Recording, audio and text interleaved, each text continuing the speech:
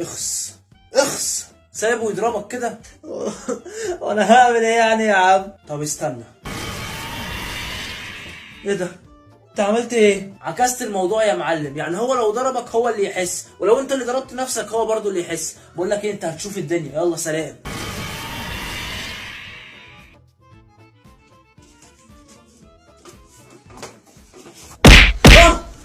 ايه ده؟ الوضع اتغير خلاص، ولو انت اللي ضربتني انت اللي تحس، ولو انا اللي ضربت نفسي انت اللي تحس.